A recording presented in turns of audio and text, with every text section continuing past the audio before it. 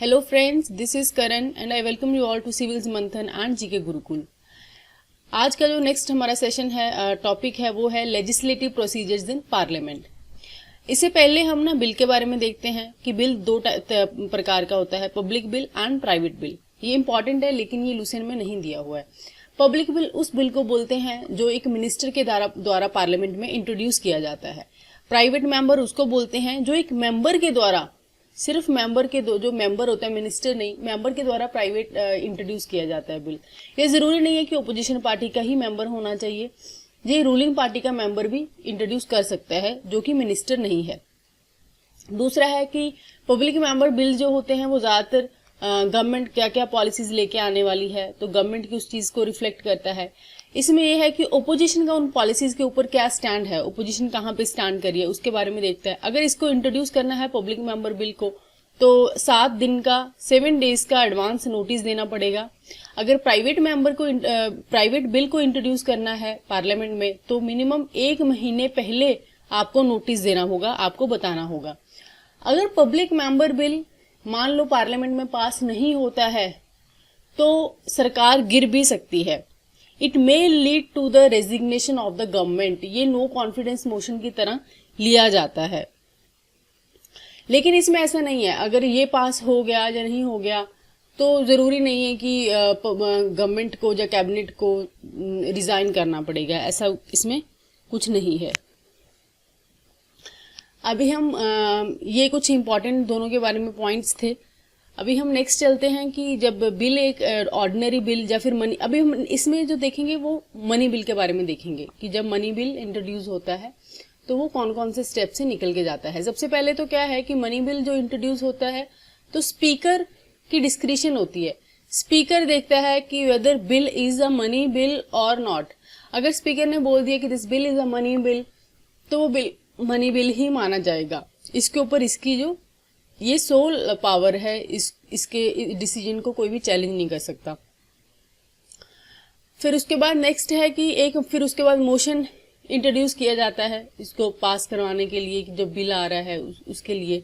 उसके बाद में ये जो भी जिस भी कैटेगरी का बिल है उस तरह प्रकार की सिलेक्ट जो कमेटी होती है उस कमेटी के पास में भेज दिया जाता है। उसको पास होने के बाद फिर बिल को जब एक हाउस में पास होता है फिर दूसरे हाउस में भेजा जाता है बिल को। फिर उसके बाद प्रेसिडेंट की असेंट ली जाती है।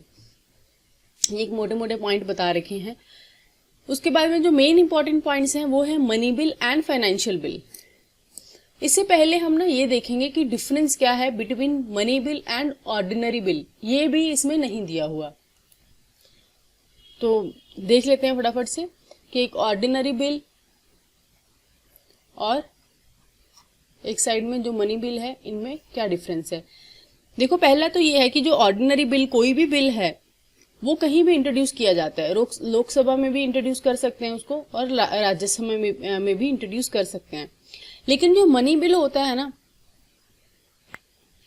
वो सिर्फ और सिर्फ लोकसभा में ही इंट्रोड्यूस किया जा सकता है। ये ध्यान में रखना है, राज्यसभा में इसको इंट्रोड्यूस नहीं किया जा सकता। ये यूपीएससी का प्रीवियस ईयर क्वेश्चन भी है कि money bill can be introduced in Rajya Sabha also, या फिर बोल सकते हैं both in Lok Sabha and Rajya Sabha. तो ये गलत हो जाएगा, सिर्फ लोकसभा में मनी बिल पास किया जाता है। ये बहुत इंपॉर्टेंट है। उसके बाद में ऑर्डिनरी बिल किसी मिनिस्टर के द्वारा भी इंट्रोड्यूस किया जा सकता है या फिर एक नॉर्मल प्राइवेट मेंबर के द्वारा भी इंट्रोड्यूस किया जा सकता है। लेकिन ये सिर्फ और सिर्फ जो मनी बिल है वो सिर्फ और सिर्फ किसी मिनिस्टर के द्वारा ही इंट्रोड्यूस किया जाएगा। और इसके लिए मनी बिल के लिए पहले से प्रेसिडेंट की जो असेंट है वो लेना जरूरी है। On the recommendation of president ही इसको पास किया जाता है। लेकिन ऑर्डिनरी बिल में ऐसा नहीं है। ऑर्डिनरी बिल में आप simple he without recommendation of the president भी इसको लेके आ सकते हो। ऑर्डिनरी बिल के मामले में तो ये होता है कि लोकसभा ने अगर बिल पास कर दिया, लोकसभा में इंट्रोड्यूस हुआ है, तो राज्यसभा जरूरी नहीं है पास करना। राज्यसभा का मन चाहे तो वो नहीं भी पास कर सकते, इसको रिजेक्ट भी कर सकती है। लेकिन मनी बिल के मामले में ऐसा होता है कि मनी बिल को लिए रिकमेंडेशन दे सकती है या फिर उसको रेटिफाई कर सकती है राज्यसभा। मतलब कि या तो उसको पास कर दे बिल को या फिर रिकमेंडेशन दे दे, लेकिन वो रिजेक्ट नहीं कर सकती। इसमें इतनी पावर नहीं होती है राज्यसभा के पास कि वो रिजेक्ट कर दे। तो इसके बाद में लोकसभा की फिर से अपनी पावर होती है। लोकसभा देखता है कि अगर तो उसको वो रिकमेंडेशन लेनी है, वो अमेंड जो भेजी गई हैं, वो सजेस्ट की गई हैं, जो भी अमेंडमेंट्स हैं, वो उनको उसमें करनी है तो सही है। अगर वो नहीं करना चाहते तो भी बिल मान लिया जाता है कि राज्यसभा में पास है, भले वो एक्सेप्ट करें या नहीं करें, तब भी बिल को राज्यसभा में मनी बिल को पास समझा जाता है। उसके बाद में नेक्स्ट है कि इसके लिए ऑर्डिनरी बिल के लिए राज्यसभा के पास, अगर लोकसभा में जैसे पास हो गया, राज्यसभा के पास चला गया, तो राज्यसभा के पास 6 महीने होते हैं उसको पास करने के लिए। वो 6 महीने के लिए बिल को अपने पास रख सकता है। लेकिन मनी बिल के केस में उसके पास सिर्फ 14 दिन होते हैं। 14 दिन के अंदर अंदर उसको अपना डिसीजन बताना होगा राज्यसभा को कि बिल पास किया है या फिर उन्होंने क्या करना है। अगर उन्होंने ऐसा नहीं करते या फिर बिल को नहीं पास करते 14 दिन के अंदर अंदर, तो लोकसभा ये मान लेती है कि बिल इज पास्ड, तो वो एज्यूम किया जाता है कि बिल इज ऑलरेडी पास्ड। उसके बाद में ये प्रेसिडेंट के पास जो ऑर्डिनरी बिल होता है दोनों हाउस में पास हो जाता है, प्रेसिडेंट के पास में भेज दिया जाता है। ठीक है, अब प्रेसिडेंट अपनी असेंट दे भी सकता है, नहीं भी दे सकता, ऐसा भी है ऑर्डिनरी बिल के मामले में। अब प्रेसिडेंट यहाँ पे ऑर्डिनरी बिल के केस में ना बिल को रख भी सकता है, रिटर्न भी कर सकता है, बिल को ये भी बोल सकता है कि बिल को आप दोबारा से रिजेक्ट भी कर सकता है कि उसने बिल को रिजेक्ट ही कर दिया, या फिर वो बिल को रेटिफाई कर सकता है। ठीक है, रेटिफाई, रिटर्न और रिजेक्ट तीनों चीज कर सकता है ऑर्डिनरी बिल के मामले में। लेकिन इधर क्योंकि ये प्रेसिडेंट की पहले से रिकमेंडेशन के ऊपर ही पास किया जाता है, बिल को लेके आया जाता है लोकसभा में, तो प्रेसिडेंट के पास दो ही चीजें होती हैं, या तो ये रिटर्न कर सकता है बिल को, या फिर ये रेटिफाई कर सकता है। रेटिफाई का मतलब होता है कि उसको वो सैंक्शन दे दे, साइन कर दे, अपनी असेंट दे दे कि हाँ भाई बिल पास है, दोनों। लेकिन ज्यादातर केसेस में ना ये बिल को रिटर्न नहीं करता, क्योंकि ऑलरेडी इससे पूछ के ही पहले इसी की रिकमेंडेशन पे मनी बिल को लाया जाता है, तो इसीलिए रिटर्न का मतलब बनता नहीं है। तो रिटर्न बहुत रेयर केसेस होते हैं कि वो बिल को रिटर्न करता है। और मान लो इस केस में ऑर्डिनरी बिल के केस में बिल पास नहीं हुआ, सहमति नहीं बन रही है, तो ज्वाइंट सिटिंग भी हो सकती है, ज्वाइंट सिटिंग होने के भी चांसेस होते हैं। लेकिन मनी बिल में ऐसा कोई ज्वाइंट सिटिंग नहीं हो सकता, मैंने पहले भी आपको बताया था। एक और केस भी है, वो आपको कमेंट सेक्शन में बताना है, आप देखना कि कितना याद रहता है आपको कि एक और जो है कौन सा केस है जिस केस में ज्वाइंट सिटिंग नहीं हो सकती। दूसरा ये है कि अगर ऑर्डिनरी बिल किसी मिनिस्टर के द्वारा इंट्रोड्यूस किया गया है लोकसभा में या राज्यसभा में, तो अगर वो पास नहीं हुआ तो it may lead to the resignation of the government. लेकिन मनी बिल में भी मनी बिल में भी सेम ही है कि अगर मनी बिल पास नहीं होता है लोकसभा में तो it will definitely lead to the resignation of the government. ये मोटे मोटे पॉइंट थे जो मैंने आपको बता दिए ordinary bill and money bill के बारे में। ये इसमें मेंशन नहीं है, ये बहुत ज्यादा इंपॉर्टेंट है। उसके बाद में हम नेक्स्ट चलते हैं money bill and financial bill. Article 110 जो है वो मनी बिल के बारे में बोलता है। तो मनी बिल वो होता है जिसमें कोई भी इम्पोज कर सकते हो आप किसी भी तरीके के टैक्स को, अबॉलिश कर सकते हो, रिमिशन कर सकते हो, ऑल्ट्रेशन कर सकते हो in the regulation of the any tax.